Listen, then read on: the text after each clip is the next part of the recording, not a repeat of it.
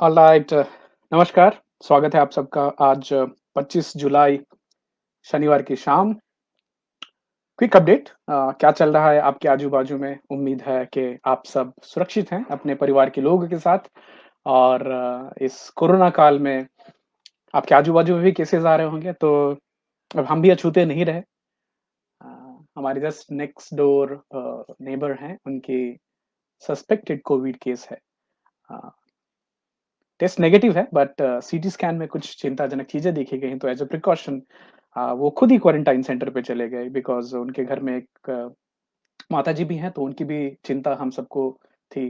तो हमारी तरफ से बहुत ही जल्दी स्पीडी रिकवरी की शुभकामनाएँ हैं उनको और दोस्तों ये सिचुएशन जो है अभी हमारी फैमिली में भी 1-2 लोगों को पॉज़िटिव केसेज़ आ गए हैं, तो घबराना नहीं है और ना ही इसको स्टिग्मेटाइज़ करना है।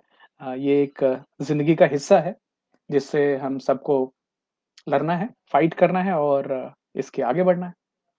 तो आप भी बताइएगा, आपके आजू-बाजू में कोविड के रिलेटेड क्या स्टेटस है? कैसे कर रहे हैं आप लोग डे इन डे आउट इस बीमारी का सामना? तो अपना ख़्याल रखें और हम अपनी जो बातचीत है उसको हमेशा की तरह चालू रखेंगे सैटरडे और संडे को। तो आज की जो टॉपिक है, आज सुबह-सुबह ख़्याल आई कि फैट फैट बहुत बुराई होती है ना कि वसा, फैट। प्रणाम पापा, स्वागत है आपका। कि फैट से बचना ज़रूरी है। तो उसी के ऊपर थोड़ी रिसर्च हुई और आज की डेट में पूरी दुनिया में इवन वेस्टर्न डाइट और कल्चर में घी की बड़ी प्रधानता बढ़ गई है। तो उसके बारे में थोड़ी बातचीत हम आपसे करेंगे। बट उसके पहले आप सबसे एक सवाल ये है कि क्या तैलीय खाना जो है, फैट जो है, जो वसा है, क्या इसका कुछ स्वाद होता है क्या? तो जैसे हम आइसक्रीम खाएँ, गुलाब जामुन खाएँ या साउथ की जो मिठाई है मैसूर पाक जो मैसूर और कर्नाटक के अराउंड मिलती है या नॉर्थ की मालपुआ खाएँ या आप फ्रेंच फ्राइज़ खाएँ, बर्गर खाएँ, तो किस तरह की स्वाद आपके मुँह में आती है? ये सब चीज़ें अच्छी क्यों लगती हैं? हालाँकि इन सब चीज़ों में एक चीज़ जो कॉमन है कि इनमें फैट की कंटेंट ज़्यादा होती है बाकी चीज़ों से। तो जैसे हम मीठे का अनुभव कर सकते हैं, जैसे हम नमकीन चीज़ें अपने जीभ पे स्वाद पा सकते हैं, खट्टी चीज़ों का स्वाद पाते हैं, जो तीखी चीज़ें होती हैं या कड़वी होती है उसका स्वाद पाते हैं हम। एक फ्लेवर है जिसको उमामी बोलते हैं। अब ये उमामी कैसी है कि जो लोग मांसाहार करते हैं, स्लो कुक्ड जो हल्के आँच पे पका हुआ मटन होता है या चिकन होता है, तो उसमें जो फ्लेवर आती है, उमामी फ्लेवर उसको बोलते हैं। ये आप में से कोई बता पाएँ कि क्या वेजिटेरियन खाने में किसी में भी उमामी पाया जाता है? तो इसी तरह की एक फ्लेवर जैसे टेस्ट है, तो क्या फैट की भी टेस्ट होती है क्या? दूसरी हम ये जो फैटी चीज़ें हैं, जो जिन चीज़ों की हमने बात की पहले जैसे गुलाब जामुन हो गई या आइसक्रीम हो गई या फ्रेंच फ्राइज़ हो गया, बर्गर हो गया या पिज़्ज़ा हो गई, तो इसकी क्रेविंग क्यों होती है? क्रेविंग मतलब कि अभी तो खाना ही है और ये बार-बार मन में आपके ख़्याल आता है कि इसको खाना है, खाना है। तो अभी रिसर्चर्स ने, साइंटिस्ट ने ये पाया है कि हमारी जीभ पे CD36 रिपीट करूँगा CD36 और जी प्रोटीन कपल्ड रिसेप्टर GPCR 120 नाम के संवेदनशील आप संवेदिका बोल सकते हैं जो जीभ पे पाए जाते हैं, जिससे आपको ये सेंस आता है खाने में कि मैं जो खा रहा हूँ, इसमें फैट है, इसमें वसा है, इसमें तेल है, इसमें घी है। और ये आपके इस खाने के दौरान ही आपकी ब्रेन को सिग्नल जाती है, आपकी सेंसरी ऑर्गन से सिग्नल जाती है कि ये बंदा फैट खा रहा है। तो आपके खाने के दौरान ही ये प्रोसेस जब भी चालू है, तभी ब्रेन में सिग्नल गई और वो लाइपेज़ नाम के एंजाइम को सेक्रीट करना चालू करते हैं, जो आपके खाने को पचने के लिए और पचाने के लिए पहले से तैयार रह सके। और ये जो लाइपेज़ हैं, फिर क्या करते हैं इसको, वो छोटे-छोटे लिपिड्स में उसको तोड़ते हैं, जिसको आपकी और हमारी बॉडी एब्ज़ॉर्ब कर पाती है। अब हमारी जो ब्रेन है, वो फैटी खाने के लिए बार-बार हमें उकसाती क्यों है कि ये खाना चाहिए, ये खाना चाहिए। तो एक चीज़ याद रखिए कि जो हमें बचपन से ही कुछ अच्छा काम करो तो क्या होता है, चलो मिठाई खिलाते हैं। हाँ, चलो कुछ और अक्सर जो मीठी चीज़ें होती हैं, वो ज़्यादातर फ्राइड होती हैं या किसी ऐसी चीज़ में बनी होती है जिसमें या तो घी में होगा, नहीं तो तेल में डीप फ्राइड होगा और बाद में उसमें चाशनी भी लगाई जाती है। तो जैसे ये फैटी चीज़ें हम खाते हैं, हमारी बॉडी में, हमारे माइंड में जो है वो डोपामाइन रिलीज़ होती है। डोपामाइन एक इस तरह का हार्मोन है जो कि आपको सुखद एहसास देता है। रूपम जी स्वागत है आपका। तो अभी ये जो मीठा खाने की मीठा से भी ज़्यादा ये अ, ख़ासकर तैलीय चीज़ खाने की, तली हुई चीज़ खाने की, ऐसी चीज़ जिसमें बहुत ज़्यादा घी और शक्कर हो, ये जो क्रेविंग होती है, ये किसी ड्रग एडिक्ट के बराबर ही क्रेविंग होती है। जैसे ड्रग एडिक्ट को तो Monell Chemical Senses Center and the University of Pennsylvania School of Medicine इन्होंने एफएमआरआई किया functional medical magnetic resonance imaging जो होती है जो आप जैसे एमआरआई सुनते हैं तो एफएमआरआई की बात हम कर रहे थे उन्होंने करके देखा कि जब भी लोगों के मन में किसी खाने के बारे में खासकर फैटी खाने के बारे में जब भी इच्छा तीव्र होती है तो दिमाग में इमोशन का सेंटर है मेमोरी का सेंटर है और रिवॉर्ड का सेंटर है तीनों सेंटर एक्टिवेट हो जाते हैं।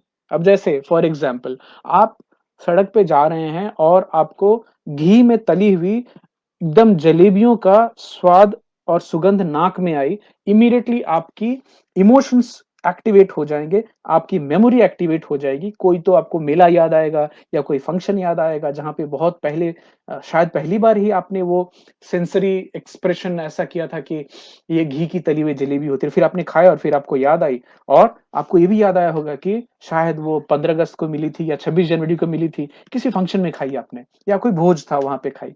तो ये तीनों सेंस मतलब आपकी इमोशंस, आपकी मेमोरी और आपकी रिवॉर्ड सेंटर तीनों एक्टिवेट हो जाते हैं। ये एफएमआरआई सीटी स्कैन में देखा गया है। तो एक और चीज़ है, अगर आप कुछ ये वसा वाली चीज़ें, फैट वाली चीज़ें खाएँ तो उसके खाने के बाद आपको काफ़ी देर तक एक संतुष्टि रहती है, भूख नहीं लगेगी। क्यों? जैसे हम आप खाना चालू करते हैं तो हमारे लाइपेज सिक्रीट होती है, वो थूक में भी रहती है, सलावा में भी रहती है और वो क्या करती है कि शॉर्ट चेन लिपिड्स में ब्रेकडाउन जो शॉर्ट चेन लिपिड्स होते हैं मुंह में खाना जब भी आप चबा रहे हैं उसको ब्रेक करती हैं डाइग्लिसराइड्स में और ये जो डाइग्लिसराइड्स बनता है तो उससे हमें मुंह में वो क्रीमी फीलिंग आती है जो कि आपको शायद आइसक्रीम खाने के बाद आए या फिर ये गुलाब जामुन खाने के बाद आए एक डार्क चॉकलेट खाते हैं तो उसके बाद जो मुंह में एक अच्छी सी फीलिंग आती है वो फीलिंग आपके मन में और दिमाग को जाती है। एक और है जो गैस्ट्रिक मोटिलिटी है, जैसे आपने कुछ काफ़ी रफ़ वाला खाना खाया जैसे भिंडी खाई, ठीक है? रोटी के साथ भिंडी खाई, वो फटाफट नीचे जाएगा। लेकिन वहीं अगर आपने कुछ ऐसा घी से बनी हुई कोई चीज़ खाई है, तो वो पेट में जाके जो मोटिलिटी होती है, वो जल्दी नहीं जाती। वो धीरे-धीरे जाएगी क्योंकि उसको डाइजेशन के लिए समय लगने वाला है।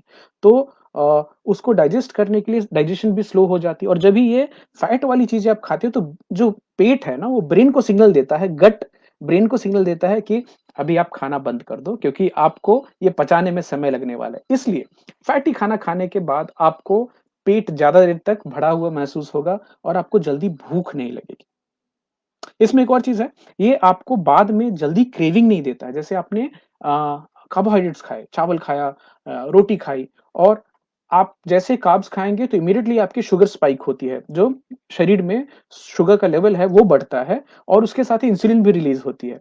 इंसुलिन आती है, उसको पचा करके तुरंत हटा देती है, वापस आपको भूख लगती है। लेकिन फैट जो है, जो आपने फैट कंज़्यूम किया है, तो उसको पचने को समय लगता है। दूसरी बात, वो इंसुलिन से इसका कोई रिएक्शन नहीं है। तो फैट जब भी फैट रिच चीज़ें आप खाएँगे, तो आपकी इंसुलिन सेक्रेशन ज़्यादा नहीं होती है। ये याद रखिएगा, ये बड़ी इंपॉर्टेंट चीज़ है। खासकर एक और चीज़, जो लोग ब्रेकफ़ास्ट में एमसीटी इस्तेमाल करें, मीडियम चेन ट्राइग्लिसराइड्स जो आपके कोकोनट ऑयल में होती है और अलग से भी उसको एक्सट्रैक्ट करके आजकल बेचा जा रहा है।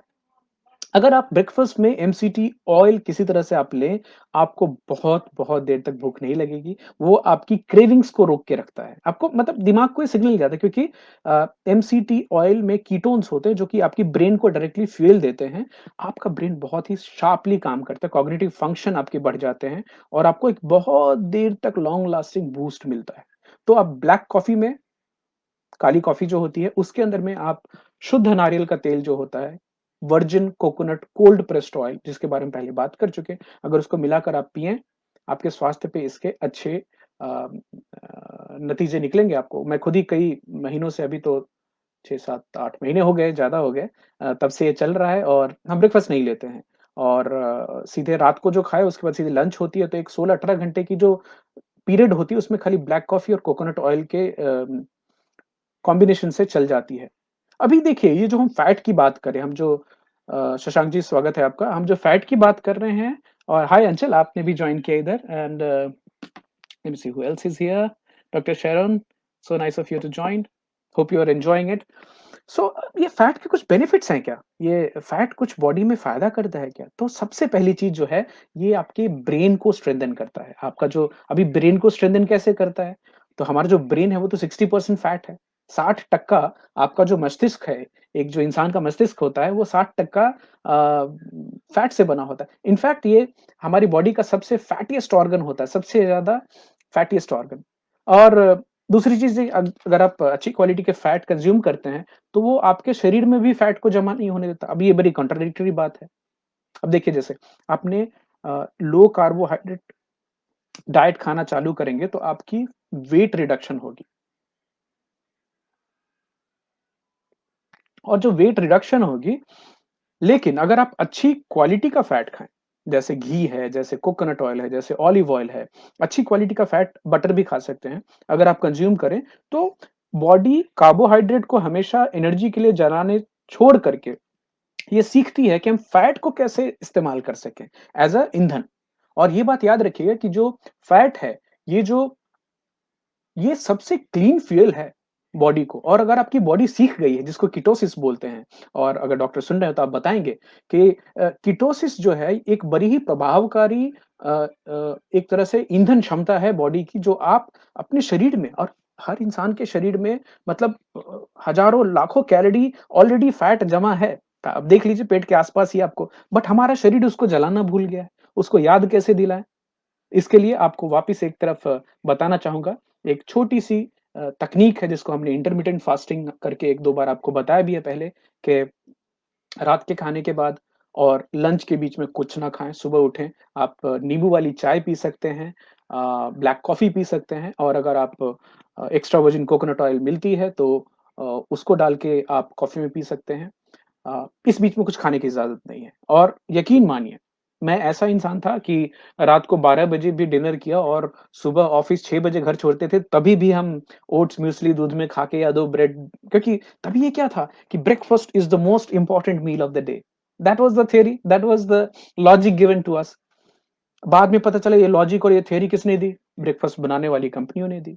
और हमारे यहाँ हमारे कल्चर में तो अ बहुत-बहुत देर तक फास्टिंग की लोगों को आदत रही है। अब हम 1-2 चीज़ों में गाँव में ऐसे बहुत सारे लोगों को देख लिया कि जो ब्रेकफ़ास्ट जिन्होंने कभी मेरे नाना ही थे, कभी ब्रेकफ़ास्ट नहीं करते थे। कभी-कभार सत्तू पी ली, अदरवाइज़ सीधा एक लंच होता था, एक डिनर होता था। अभी आपको ये जानकर आश्चर्य होगा कि जैक हैं, जो कि ट्विटर के सीईओ हैं। अभी जैक साहब जो हैं, ये 1 मील अ डे फॉलो करते हैं, दिन में 1 बार ही खाते हैं। तो मैं उतनी भी एक्सट्रीम आपको जाने के लिए सलाह नहीं दूँगा। बट एक जो इंटरमिटेंट फास्टिंग है, ये तो आप ट्राई करके देख ही सकते हैं। मेरे कई सारे मित्र हैं जिन्होंने ट्राई किया और उनको इसके अद्भुत परिणाम मिल रहे हैं। तो इंटरमिटेंट फास्टिंग करनी कैसे है? रात को डिनर किया, अगले दिन आपको लंच तक कुछ भी अगले दिन लंच तक कुछ भी ना खाएँ। तो ये हो गई इंटरमिटेंट फास्टिंग। अभी देखिए, पहले भी हमने आपको बताया कि फैट जो है, ये इंसुलिन को ट्रिगर नहीं करता है। इंसुलिन का रिलीज़ करना ट्रिगर होता है कार्बोहाइड्रेट खाने से। तो दूसरी बात याद रखिए जितनी आपकी बॉडी इंसुलिन रिलीज़ करेगी, आपकी बॉडी उतना ही फैट रिस्टोर करेगी बॉडी में। तो जितनी कार्बोहाइड्रेट वाली जितना चावल खाइए, जितना आप रोटी खाइए, आपकी बॉडी में इंसुलिन उतनी ज़्यादा रिलीज़ होगी और फैट उतना जमा होगा। वहीं पे आप हाई फैट कंटेंट वाली चीज़ें खाएँ, जैसे अच्छी क्वालिटी जैसे घी वाली चीज़ है या बटर वाली चीज़ है। इन चीज़ों को खाने की वजह से आपकी इंसुलिन ट्रिगर कम होती है। तो आप लॉन्ग टर्म तक हाय रोजी, स्वागत है आपका। आप लॉन्ग टर्म तक अपनी वेट को मेंटेन कर पाते हैं। और ये जो मैं बातें कर रहा हूँ, ये आपको रिसोर्सेज़ में मैं डालूँगा। वैसे मोटा-मोटा I am quoting articles from bulletproof.com Dave Asprey हैं, एक बहुत बड़े बायो हैकर हैं और उन्होंने ये बुलेट प्रूफ कॉफ़ी का कॉन्सेप्ट चालू किया था। हालाँकि आप सबको ये बता के बड़ी खुशी हो रही है कि ये तो अभी काफ़ी पॉपुलर हो गया है। जो एमसीटी ऑयल कॉफ़ी में डाल के नहीं पीना चाहते, वो तो घी भी डाल के पीते हैं और उसके भी अच्छे परिणाम देखे गए हैं। इसके अलावा और क्या करता है फैट हमारी बॉडी में? तो हमारी जो सेल मेम्ब्रेन है, उसको बनाता है और हमारी हार्मोन्स बनाने में मदद करता है। तो अभी जैसे प्लांट में सेल वॉल होती है, ठीक है? जो पौधों में सेल वॉल होती है बट हम इंसान में और हम सारे जितने भी जानवर्स हैं जानवर से नहीं जानवर हैं। ये हिंदी और अंग्रेजी मिलके जानवर्स हो गया। तो जितने भी प्राणी हैं, उनमें जो कोशिका होती है, वो सेल मेम्ब्रेन होती है और ये बनी किस चीज़ की होती है? लिपिड बाइलेयर होती है। यही निर्धारित करती है कि एक कोशिका के अंदर में क्या आएगा और क्या बाहर जाएगा। साथ के साथ ये हर एक सेल को स्ट्रक्चर देती है मतलब हमारी हर एक कोशिका को चलने के लिए, बनने के लिए और अच्छे से काम करने के लिए अच्छे क्वालिटी के फैट की ज़रूरत होती है। तो इसको बुरा मानने की बात अभी बहुत पुरानी हो गई है, फैट इज़ नीडेड।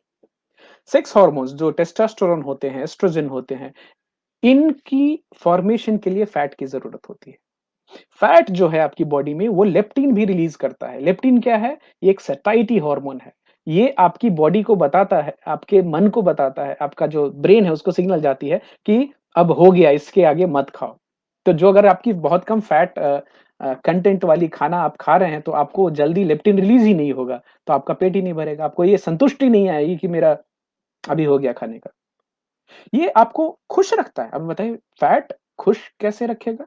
बहुत सीधा-सा कारण है कि ये ज़्यादा देर तक आपको भूख का अनुभव नहीं होने देता है, तो मतलब हैंग्री नहीं होंगे। हंगर और एंगर दोनों साथ मिलके जो हैंग्री होती है, उसको रोकता है। यहाँ तक ये भी देखा गया है कि चूहों में रिसर्च में देखा गया कि उनको अगर हाई फैट डाइट दिया गया है, तो उनमें डिप्रेशन वाले बिहेवियर वो कम देखे गए हैं, चूहों में। ये ज़्यादा देर तक आपको पेट को भरा रखता है क्योंकि आपकी जो शुगर लेवल है वो स्पाइक नहीं होती जैसे कार्बोहाइड्रेट्स में होती है। तो अच्छी क्वालिटी का फैट खाना इंपॉर्टेंट है। Enhances your nutrient absorption. अब खास ए, डी, ई के जो विटामिन्स हैं, इनको हम फैट सॉल्युबल विटामिन बोलते हैं। ये आपके शरीर तभी इस्तेमाल कर सकती है जब भी आप आपके शरीर में फैट के साथ इन चीज़ों को खाएँ तो। तो जो नॉर्मल हम सैलेड खाते हैं, किसी किसी भी तरह की सैलेड आप खा लें, उसका जो न्यूट्रिएंट एब्ज़ॉर्प्शन है, अगर आप उसमें थोड़ा-सा कोकोनट ऑयल या थोड़ा-सा ऑलिव ऑयल मिलाकर उस सलाद में मिलाएँ, तो आपकी जो न्यूट्रिशन जो है, जो न्यूट्रिएंट एब्ज़ॉर्प्शन कैपेसिटी है सैलेड की, वो इंक्रीज़ हो जाती है। Good fat is also good for your heart. आप ये बताएँगे, ये तो देखिए डॉक्टर साहब पहले बताते थे, फैट मत खाओ, दिल के लिए बीमारी हो जाएगी, ये हो जाएगा। ना, ओमेगा 3 फैटी एसिड्स को आपके हार्ट की नॉर्मल फंक्शनिंग के लिए बहुत-बहुत अच्छा माना गया है। तो क्या चीज़ें देखनी है? 4 अ, अगर आपको किसी फैट को देखना है और खासकर हमारे यहाँ तो फ्राइंग होती है, हाई हीट कुकिंग होती है। अ, बाकी कल्चर्स में स्टीमिंग ज़्यादा है, जैसे जापानी, चाइनीज़ कल्चर में, हमारे यहाँ तो फ्राइंग होती है बहुत सारी। तो इनमें 3-4 चीज़ों को देखने की सलाह दी गई है। एक तो पहले आपको देखना है कि न्यूट्रिशनल प्रोफाइल क्या है, उस फैट कंटेंट की जो आप इस्तेमाल करते हैं। उसकी स्मोक पॉइंट कितनी है? स्मोक पॉइंट मतलब कहाँ तक जाकर वो ठीक रहता है। Thank you Sandeep ji. और कंपोज़िशन, कंपोज़िशन मतलब वो जो फैट आप इस्तेमाल कर रहे हैं, घी, तेल, वसा जो इस्तेमाल कर रहे हैं, उसमें सैचुरेटेड फैट कितने हैं और अनसैचुरेटेड फैट कितने हैं, तो ये कंपोज़िशन हो गई। अभी बुलेटप्रूफ.कॉम के हिसाब से 3-4 फैट सोर्सेज़ को खाना बनाने के लिए अच्छा माना गया है। घी नंबर 1 पे रखा है उन्होंने, हाँ। बड़े बड़े आश्चर्य की बात है, ये यूएसए की कंपनी है और इसके followers all over the world में हैं। डेव एस्प्रे की कंपनी है bulletproof. They rank grass fed ghee as the number 1 cooking medium for high heat. Second is coconut oil, third में है लार्ड जो कि एनिमल फैट होता है और चौथे में ऑलिव ऑयल। मैं खासकर बात कर रहा हूँ high fat, high heat, high smoking point cooking की। हम पिछले के एपिसोड में बात कर चुके हैं कि वेजिटेबल ऑयल से कितनी सारी नुकसान होते हैं जो कि हीट एक्सट्रैक्टेड होते हैं, उनसे बिल्कुल बचने की सलाह दी गई है। अभी हम थोड़ी-सी डीप डाइव करते हैं, आपका ज़्यादा समय ना लेते हुए कि घी के फायदे क्या हैं। सबसे पहले घी में ओमेगा 3 और ओमेगा 6 दोनों पाया जाता है। बट अच्छी बात ये है कि रेशियो जो है, ओमेगा 3 घी में ज़्यादा होता है, ओमेगा 6 कम होता है। एक आइडियल रेशियो अगर आप देखने जाएँ तो 1:4। अगर आपकी बॉडी को 4 ओमेगा 6 मिले तो 1 ओमेगा 3 मिलना चाहिए। अभी आते हैं घी के स्मोकिंग पॉइंट के ऊपर, बहुत ही स्टेबल है। तो अभी गाँव में बचपन में जब भी घी में मालपुए बनते थे, होली के समय में या फिर पापा बताते हैं कि पहले तो मटन भी घी में बनता था या फिर नॉन वेजिटेरियन चीज़ें भी घी में बनती थी। एक्चुअली घी को देवों के लिए बनाया हुआ खाद्य पदार्थ बताया गया है। आगे हम उसकी बात करेंगे, ध्यान दीजिएगा। तो घी की जो स्मोकिंग पॉइंट है वो है 251 डिग्री सेंटीग्रेड। 100 डिग्री पे पानी उबल जाती है, उससे ढाई गुना ज़्यादा इस लेवल की गर्मी को झेलने वाला दूसरा कोई कुकिंग मीडियम नहीं है। बाकी तेल इसमें वेजिटेबल ऑयल तो बिल्कुल डीप फ्राइंग के लिए अवॉइड करने की सलाह है क्योंकि वो तुरंत उसमें अनसैचुरेटेड फैटी एसिड्स बहुत ज़्यादा होते हैं और वो तुरंत ही खराब हो जाता है। माताएँ-बहनें अगर सुन रही हैं, एक चीज़ बहुत ध्यान दें, इसमें पैसे बचाने की कोई ज़रूरत नहीं है। एक बार जो इस्तेमाल कर लिया आपने घी, किसी चीज़ को डीप फ्राई कर लिया है, सॉरी घी नहीं, वेजिटेबल ऑयल, उसको दोबारा तो बिल्कुल ना कीजिए। एक और चीज़ जो अक्सर मैं देखता हूँ किचन में और घर में तेल फेंक कैसे दें यूज़ किया हुआ, तो वो खुला रहता है और याद रखिए ये जो अनसैचुरेटेड पॉली अनसैचुरेटेड जो तेल हैं, वो जैसे ही ऑक्सीजन के संपर्क में आएँगे, वो इमीडिएटली ऑक्सिडाइज़ हो जाते हैं, पॉइज़नस हो जाते हैं और आज के समय में, जो हम पहले के एपिसोड में बात कर चुके हैं कि आज से केवल 100 साल पहले तक कोई वेजिटेबल ऑयल का कॉन्सेप्ट नहीं था, कोई हीट एक्सट्रैक्शन नहीं होता था, सारे तेल कोल्ड प्रेस्ड होते थे, हम या तो घी खाते थे, नहीं तो हम एनिमल फैट खाते थे, उस समय इतनी सारी बीमारियाँ नहीं थी।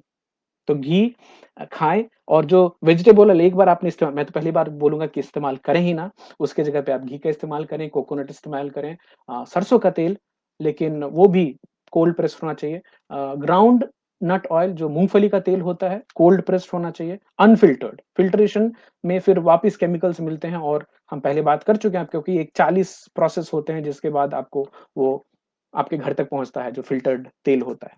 अभी हम कंपोज़िशन की बात करेंगे। तो घी की जो कंपोज़िशन बड़ी शानदार है, इसमें सैचुरेटेड फैटी एसिड्स 51% है और जितनी ज़्यादा सैचुरेटेड फैटी एसिड रहेगी, वो चीज़ फ्राइंग के लिए, हाई हीट कुकिंग के लिए उतनी अच्छी होगी। MUFA, mono unsaturated fatty acids 21% and PUFA, poly unsaturated fatty acids 3%। अभी घी बेसिकली है क्या? तो घी ये है जिसमें से कि मिल्क सॉलिड हट गए हैं और पानी हट गया है। इसके फायदे क्या हैं और आगे बताएँगे आपको। ये फैट सॉल्युबल विटामिन्स कैरी करता है, इसके साथ घी में ए, डी, ई और के भी कम मात्रा में पाई गई है। ये आपकी आँखों के लिए बहुत अच्छा माना गया है, घी को। अ, जिन लोगों को भी दूध या अ, लैक्टोज़ इंटॉलरेंस है जो या केसीन की इंटॉलरेंस है, जो दूध को नहीं पचा पाते, वो भी घी इस्तेमाल कर सकते हैं क्योंकि ये जो क्लैरिफ़िकेशन की प्रोसेस है और आपको ये जानकर आश्चर्य होगा कि हालाँकि मालूम भी होगा आपको, वैदिक विधि में जो घी बनाने की जो प्रथा है, उसमें 5 संस्कार लिखे गए हैं, हम उनकी बात करेंगे आगे और आपको अपने बचपन की भी याद आएगी, जब भी शायद आपने अपनी दादी को, नानी को घी निकालते या बनाते हुए देखा होगा। बड़ा ही एक ऑर्गेनिक प्रोसेस होता है, एकदम कविता के जैसे है। आप उसको जल्दी नहीं कर सकते, उसका जो पीरियड है वो लगेगा। वो टाइम जितना लगना है उसमें लगेगा ही। बड़ा कामिंग इफ़ेक्ट भी होता है इन स्लो चीज़ों को देखने का। तो घी में डॉक्टर एलेक्स के हिसाब से एक और बड़ी शानदार चीज़ पाई जाती है, जिसके बारे में मुझे पहले जानकारी नहीं थी, अभी आज पता चली है कि कॉन्जुगेटेड लिनोइक एसिड सीएलए बोलते हैं इनको और ये कॉन्जुगेटेड लिनोइक एसिड क्या करती है, दिस रिड्यूसेस बॉडी फैट आपकी शरीर में जो फैट है उसकी मात्रा को कम करती है, prevents cancer formation, reduces inflammation सूजन जो पूरी है शरीर में उसको कम करती है और तो और ब्लड प्रेशर को कम करने में भी सीएलए का हाथ माना गया है। घी में बहुत सारी मात्रा में ब्यूटाइरेट पाई जाती है जिसको ब्यूटेरिक एसिड भी बोलते हैं। ये क्या करती है? ये आपकी पेट की सेहत के लिए बहुत अच्छी है। गट हेल्थ को मेंटेन करती है क्योंकि ये रेगुलेट करता है इंसुलिन के हेल्दी लेवल्स को, ब्यूटेरिक एसिड। खासकर जो लोग जिनको क्रोन्स डिसीज़ या फिर अल्सरेटिव कोलाइटिस या फिर लॉन्ग टर्म पेट की बीमारियाँ होती है, उनके लिए ghee is considered a good medium because it contains a lot of butyric acid. अब जैसे ब्यूटेरिक एसिड गट हेल्थ की बात की मतलब इसका बहुत अच्छा प्रभाव आपके गट बैक्टीरिया के ऊपर में भी है। तो हम पहले भी बात कर चुके हैं कि जितने हमारे शरीर में कोशिकाएँ हैं, उससे बहुत ज़्यादा बैक्टीरिया और वायरसेज़ हैं हमारे बॉडी में और करीब के किलो के हिसाब से देखने जाएँ तो 2 ढाई किलो से ज़्यादा वज़न आपकी बॉडी में खाली बैक्टीरिया का है। उतना आपकी जो पूप होती है, जो अ मल निकलता है सुबह में, वो बैक्टीरिया से भरा हुआ रहता है, जिसमें डेड बैक्टीरिया भरे रहते हैं पूरे। तो एक अ, हेल्दी गट बैक्टीरिया को मेंटेन करने के लिए भी घी का काफ़ी अच्छा योगदान है और साथ के साथ ही आपकी हड्डियों को मजबूत करता है। आप बोलेंगे घी का हड्डी को मजबूत करने से कौन-सा रिश्ता है? इसमें होती है एक बड़ी इंटरेस्टिंग चीज़ जिसका नाम है विटामिन के। अब विटामिन के क्या करती है? ये खून को अगर मान लीजिए किसी कट हो गई, तो खून कैसे क्लॉटिंग हो जाती है? तो वो क्लॉटिंग मैकेनिज़्म इज़ बहुत हद तक विटामिन के उसको चलाता है। ये हार्ट हेल्थ के लिए विटामिन के अच्छी होती है, साथ के साथ ब्रेन के फंक्शन में भी विटामिन के मदद करती है। One more thing, bone metabolism जो होती है, अभी हमारे शरीर में जो बोन है, हड्डियाँ हैं, इनमें 2 एक्टिविटी हमेशा चलती रहती है। आप पैदा हुए तब से लेके बाद तक। ऑस्टियोक्लास्ट, ऑस्टियोब्लास्ट बोलते हैं। ब्लास्ट मतलब नए सेल का बनना, हड्डियों का बनना, और क्लास्ट मतलब पुरानी हड्डियों का टूटना। हमारी हड्डियों में कैल्शियम जमा होता है, हड्डियों से निकलता है, ये रिजर्वॉयर है करके। तो कैल्शियम मेटाबॉलिज्म में कैल्शियम कितना बॉडी में हड्डी में जाना चाहिए, कितना बाहर आना चाहिए, ये मेंटेन करने में विटामिन के का कम मात्रा में होती है घी में, लेकिन अच्छा हाथ पाया गया। जिन लोगों में विटामिन के लेवल कम देखे गए हैं स्टडीज में, खासकर औरतों में देखा गया, उनमें बोन मास डेंसिटी, आपकी जो हड्डी की जो मजबूती है, वो कम देखी गई। बताइए। तो घी से हड्डी भी मजबूत होती है। पहले तो हमने ये सुना था कि जो वात रोग के रोगी हैं, जिनको जॉइंट रिलेटेड प्रॉब्लम होते हैं, उनको घी खाना चाहिए। ये आयुर्वेद है। अब आयुर्वेद की बात आई तो हम चरक संहिता के ऊपर जाते हैं। चरक संहिता में घी के वर्णन तो, और ये याद रखिए कि ये चरक संहिता 3000 साल पुरानी है। तो बाकी सब सभ्यताओं में पता नहीं क्या चला था, बट तभी हमारे यहाँ ऋग्वेद में और बाद में महाभारत में, इन सब जगहों में घृत का वर्णन है। घृत, घी को संस्कृत में घृत कहा गया है। और चरक संहिता के हिसाब से घी स्मृति को बढ़ाती है, याददाश्त बढ़ाती है, घी बुद्धि को बढ़ाती है, इंटेलिजेंस को इंप्रूव करती है, अग्नि डाइजेशन जो होती है, जो आपका खाना पचाने की क्षमता है, उसको बढ़ाती है, मेटाबॉलिज्म को बढ़ाती है, खाना पाचन क्रिया जो है उसको बढ़ाती है, शुक्र, सीमेन, वीर्य, उसको बढ़ाती है, ओजस, वाइटैलिटी, चेहरे पे जो तेज है, उसको बढ़ाती है घी। अ, जिन लोगों को कफ की शिकायत है, उनको भी घी से फ़ायदा होता है। पित्त के जो लोग हैं, पित्त प्रकृति से जो परेशान होते हैं, उनमें भी घी फ़ायदेमंद पाई गई है। बहुत हद तक इंटॉक्सिकेशन जो होता है, जैसे ज़हर या फिर कुछ ज़हरीली चीज़ खा ली, कुछ पॉइज़नस चीज़ खा ली, उसमें घी एज़ विषाक्त स्थितियों में दिया जाता था, ये चरक संहिता में लिखा गया है। पागलपन के रोगी को घी दिया जाता था, उनकी पागलपन ठीक करने के लिए, बताइए। कंजम्पशन ज़्यादा हो जाए, इनऑस्पिशियसनेस, अशुभता किसी में देखी जाए, तो घी का सेवन बताया जाता था।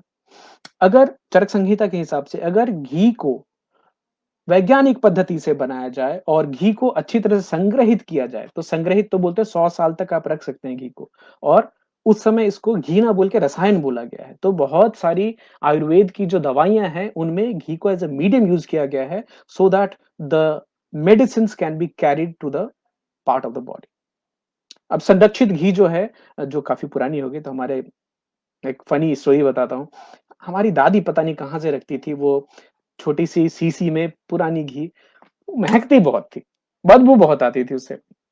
हमें याद है कभी सर दर्द या बुखार होता था तो वो घी लेके लगा देती थी। तो उस समय तो समझ नहीं आता था, हम तो बहुत चिल्लाते थे कि बड़ी बदबू आ रही है।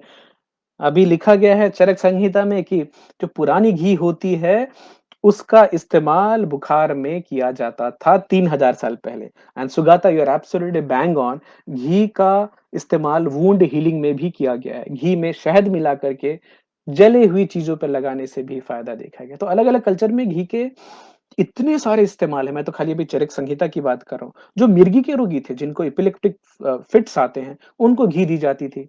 बेहोशी होने की जिनको बीमारी थी, उनको घी दी जाती थी। बुखार में, कान के दर्द में, सिर दर्द में, वेजाइनल पेन में घी का इस्तेमाल करने के लिए चरक संहिता में लिखा गया 3000 साल पहले। अब बताइए, है ना कमाल की चीज़? तो घृता, इसका वर्णन आपको वेदों में मिलता है, ऋग्वेद में खासकर मिलता है। वेद में कहा गया है कि घी बनाने के लिए एक सबसे अच्छा दिन है पूर्णिमा। उस दिन इसकी न्यूट्रिशनल कैपेबिलिटी और बढ़ जाती है। तो ये भी जानकारी मुझे आज नहीं मिली। आज जिन लोगों को पहले से मालूम होगा मुझे बताइएगा। एक और इंटरेस्टिंग चीज़ देख रहा था कि अब देखिए, हमें तो आदत हो गई है हर चीज़ में हम एक वेस्टर्न रेफरेंस चेक करते हैं, फिर अपने यहाँ आते हैं। इनफैक्ट चरक संहिता वाली बात करने के पहले भी मैंने पहले वेस्टर्न चीज़ें ही बात करी हैं। वहाँ से सब प्रूव हो गई, फिर देखा बोले हाँ, हमारे यहाँ तो पहले से जानते हैं। वाशिंगटन पोस्ट की एक आर्टिकल है, काफ़ी इंटरेस्टिंग आर्टिकल है, और उसमें उम, जो लिखने वाले हैं उन्होंने बताया कि उनको जो पहले खाने का स्वाद जो याद है कि साउथ इंडिया में खासकर बच्चों को जो भी पहला ठोस खाना जो देते हैं, वो है माँ के दूध के अलावा, जब भी बच्चा 6 महीने से ऊपर का होता है, चावल को हाथ से ऐसे पीस देते हैं और उसमें घी डालकर बच्चे को पहला खिलाया जाता है। तो इवन मुझे भी वो प्राइमेटिव फीलिंग याद है, मैं बहुत छोटा था एक नानी के यहाँ से कहीं हम जा रहे थे, तो शायद किसी के साथ साइकिल पे थे और नवल नाना जी के घर पे रुके थे, तो एक शाम का वक़्त था, तो उन्होंने बोला देखिए नाती आया इसको कुछ खिलाइए। अब दोस्तों बताऊँ इतनी विविड मेमोरी है, मैं बहुत छोटा था उस समय, पीतल का जो कटोरा होता है उसमें उन्होंने ठंडा चावल शाम का समय था, बासी ठंडा चावल, बासी नहीं बोलूँगा ठंडा दोपहर का बना था, बट उन्होंने उसपे जो घी डाली थी और नमक डाला था। बस सिंपल चावल, घी, नमक और मुझे खाने के लिए दिया। अब मैंने जो बैठकर वो चावल, घी और नमक खाया था, मम्मी अगर सुन रही हो तो बताइएगा। वो नवल मामू की शायद हाँ, उनकी पत्नी थी उन्होंने ही दिया था। तो वो स्वाद मुझे अभी भी याद है। तो ये बचपन की जो फ्लेवर है, ये घी का आप सबका भी कुछ मेमोरीज़ होंगी वो बताइएगा। अभी आज के डेट में वाशिंगटन पोस्ट देखें या कहीं भी देखें, तो जो कीटो डाइट है, जिसमें आपको हाई क्वालिटी फैट खाने की बात की जाती है और कार्बोहाइड्रेट्स कम खाने की बात करते हैं, उसमें घी को सुपर फूड बताया गया है। हालाँकि एक बहुत क्लियर डिस्टिंक्शन है वहाँ पे, कौन-सी घी? ग्रास फेड मतलब ऐसी गाय के दूध से बना हुआ घी, जिसने केवल घास खाई है। ये नहीं कि सोयाबीन खाया हुआ जो अभी क्या हो गया है, अभी तो गाय हमारी घास खाती कम है, ज़्यादा खाती हैं चारा। चारा कौन-सा? जिसमें बहुत सारी चीज़ें मिली होती हैं और तो और जाने दीजिए भटकाना नहीं चाहूँगा आपको, लेकिन उसमें चिकन भी मिला दिया जाता है। मछलियों का बुरादा मिला दिया जाता है क्योंकि प्रोटीन है, कंटेंट बढ़ेगी तो ज़्यादा दूध बढ़ेगा। तो ये जो कमर्शियलाइज़ेशन हुई है ना दूध और उसके तो आज भी यूएसए जैसी जगह में, हमारे यहाँ भी इंडिया में 2-4 लोगों ने शुरुआत की है इसकी बिलोना पद्धति से बनी हुई घी मिलती है, वैदिक घी बोलते हैं और उसमें साहीवाल गाय हैं या गिर गाय हैं जो कि देसी वैरायटी होती हैं, होल्स्टीन फ्रिजियन की बात नहीं हो रही है। उनसे जो घी निकलता है, उनमें जो केसिन है ना, वो भी अलग है। होल्स्टीन फ्रिजियन की केसिन प्रोटीन ए1 वैरायटी की होती है और हमारी जो देसी गाय हैं, जिनको गाय गौ माता आप बोलते हैं, वो ए2 वैरायटी की केसिन निकालती हैं। बहुत परिवर्तन है दोनों में। और जो वैदिक पद्धति से मिलने वाला बिलोना घी है, वो आपको 1500-1800 रुपए किलो से कम नहीं मिलेगा। हालाँकि आप अच्छी कंपनी का जैसे अमूल की ही घी अगर आप अ, सुपरमार्केट में देखने जाएँ तो आपको 300-400 रुपए 1 किलो गाय का घी मिल जाएगा। आश्चर्य की बात है, आपको भी आश्चर्य होगा कि इतना घी कैसे निकल सकता है। तो वापिस आते हैं अ, कीटो डाइट में घी को सुपर फूड बताया गया है। घी की सबसे पहली जो ज़िक्र है ना, तो सारे जो जन हैं, जितने भी प्राणी हैं, हम सबके ओरिजिन को प्रजापति बोलते हैं। तो Prajapati is a Lord Lord of all the creatures. अब ऑल क्रिएचर्स लॉर्ड प्रजापति ने पहली बार अपने हाथों को ऐसे रगड़ा, तो उससे घी निकला और वो आग में डाला उन्होंने। तब से और घी का प्योरिटी फायर के साथ रिलेशन है। हमारे हर हवन में घी का इस्तेमाल होता है। बिना हवन के घी के बिना हवन हो ही नहीं सकती। इनफैक्ट आग प्रज्वलित करने के लिए घी का इस्तेमाल होता है। घी को वेदों में भी देवों का खाना बताया गया है। ये देवताओं के लिए फिट खाना है। आयुर्वेद में एक और कॉन्सेप्ट है, कच्चा खाना और पक्का खाना। इसमें डिफरेंशिएशन यही होती थी, कच्चा खाने में घी का इस्तेमाल नहीं होता था, पक्का खाना घी में डीप फ्राइड जो चीज़ें होती थी, उसको पक्का खाना बोलते थे। एंड जैसे कि हमने पिछले वाले टॉपिक में बताया कि ये पक्का खाना आप अपने दोस्तों में बाँट सकते थे, आप किसी को दे सकते थे, आप लॉन्ग टाइम तक स्टोरेज कर सकते थे। कच्चा खाना इमीडिएटली कंज़्यूम करना है, स्टोरेज की कोई भी इजाज़त नहीं थी। पिछली वाले एपिसोड में हमने आपसे बात की थी कि वैदिक कल्चर में जब भी हमारे किचन थे, उस किचन में आने के लिए आपको नहा कर आना पड़ता था और एक बार आप अंदर गए तो आपको पूरा खाना बना करके ही बाहर निकलना है। इस बीच में अगर आप किसी कारणवश बाहर आए तो आपको नहाना होगा, कपड़ा चेंज करना होगा, फिर जाना होगा। जो लोग खाने के लिए भंसा घर में जाते थे, किचन में जाते थे वैदिक काल में, उन सबको अपना हाथ-मुँह धोकर जाना होता था। खास तरह से जमीन पर नीचे बैठकर खाना होता था। भूल गए हम बहुत सारी चीज़ें, समय के साथ डाइनिंग टेबल पर खाने लग गए हैं। शायद हमें वापस अपने कल्चर में वो पुरानी चीज़ों पे वापस जाने की ज़रूरत है। एक और चीज़ है, इंटरेस्टिंग बात कि घी अभी जाके ऑल ओवर दुनिया में काफ़ी प्रचलित हुई है। हमारे यहाँ तो 3000 साल से चली आ रही है। तो 1950 में एक बड़ी इंटरेस्टिंग चीज़ हुई थी कि अमेरिका में किसानों ने इतना ज़्यादा दूध का प्रोडक्शन कर दिया कि उनके पास सरप्लस 1,30,000 टन दूध और मिल्क प्रोडक्ट्स होने लगे। तो अमेरिका से यूएस गवर्नमेंट को पता चला कि इसको घी क्यों नहीं बना दें हम। तो उन्होंने वहाँ से एक डेयरी के एक्सपर्ट थे, लुई एच उनको भेजा था इंडिया में 1950 के साल में।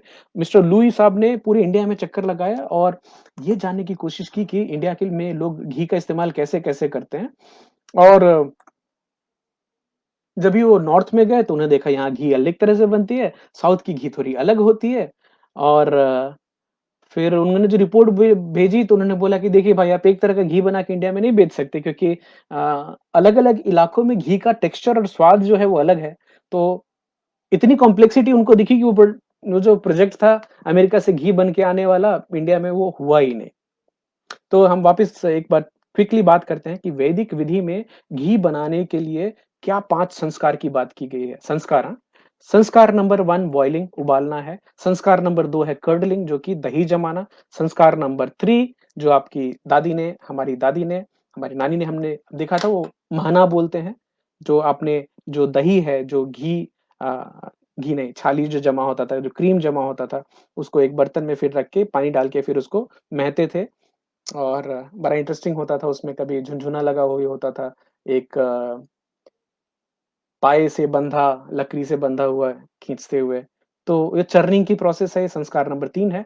संस्कार नंबर 4 में सेपरेशन है जिसमें कि मक्खन ऊपर से हटाया जाता था और नीचे से मट्ठा निकलता था, जिसका अलग-अलग इस्तेमाल कढ़ी बनती थी, ऐसे भी पिया जाता था, बटर मिल्क जिसको हम बोलते हैं। एंड लास्ट में आखिर में आता है द हीटिंग वे। आप सबको इसमें ये जानकर भी इंटरेस्टिंग लगेगी कि जेमन का इस्तेमाल होता है। जो नया घी बना है उसमें पुराना घी डाल के तो अ, हर घर में कल्चर है। इस कल्चर को चालू रखिएगा क्योंकि ये आज की नहीं है, हमारे डीएनए में है 3000 साल से, हमारे पूर्वजों से चली आ रही है, तो घी बनाने का कल्चर अगर मिस हो गया है, वापस उसको रिवाइव करने की ज़रूरत है हमारे यहाँ। हमारे घर में बनती है, अच्छी वाली बनती है, फुल फैट मिल्क आती है, उससे बनती है। सो सुगाता ने लिखा कि ghee helps in wound healing, absolutely agree. Rajeev ji स्वागत है आपका, आपने लिखा पुरानी घी और पुराना शहद ज़हर होता है इन सर्टेन रेशियो। बिल्कुल सही बता रहे हैं आप। घी और शहद और ये खाने के लिए बात नहीं की थी। हम लोग बात कर रहे थे कि जल जाती है और फोड़े हो जाते हैं, फोका होना जिसको हम बोलते हैं, उसके ऊपर में शहद और घी मिला कर के लगाने से आराम होता था।